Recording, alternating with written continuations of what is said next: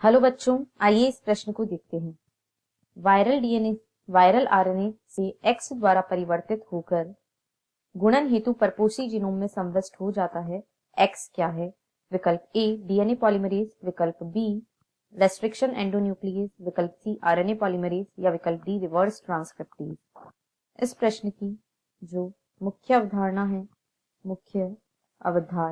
वह है reverse transcription. यहां हम देखेंगे कि रिवर्स ट्रांसक्रिप्शन क्या है और ऐसा कौन सा एंजाइम है जो इस प्रक्रिया को उत्प्रेरित करता है। रिवर्स ट्रांसक्रिप्शन यह आरएनए से डीएनए के निर्माण की प्रक्रिया को रिवर्स ट्रांसक्रिप्शन कहा जाता है। आरएनए से डीएनए के निर्माण की प्रक्रिया को रिवर्स ट्रांसक्रिप्शन कहा जाता है।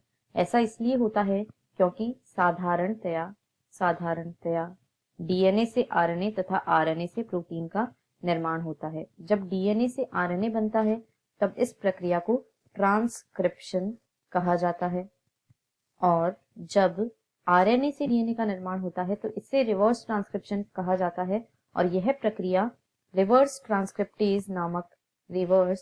ट्रांसक्रिप्टेज नामक एंजाइम द्वारा उत्प्रेरित की जाती है। इसे रिवर्स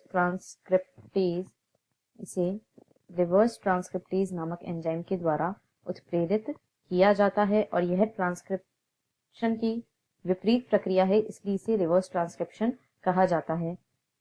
कई वायरस, जैसे कि यदि हम उदाहरण के लिए बात करें एचआईवी वायरस, इसका जो जीनोम होता है वह आरएनए जीनोम होता है।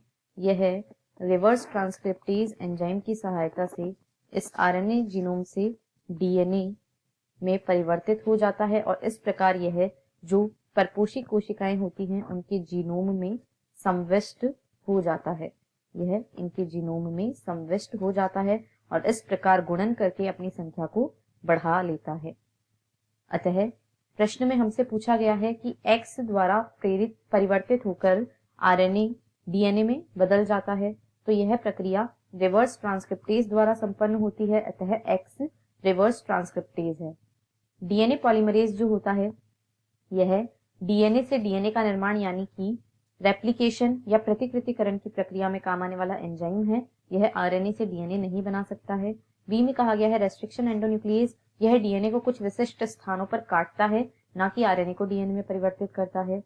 सी में कहा गया है आरएनए पॉलीमरेज, तो आरएनए पॉलीमरेज जो है वह डीएनए से आरएनए के निर्माण का कार्य करता है, अतः यह भी गलत है। अतः विकल्प डी इस प्रश्न का सही उत्तर है। आशा है आपको प्रश्न समझ आया होगा। धन्यवाद।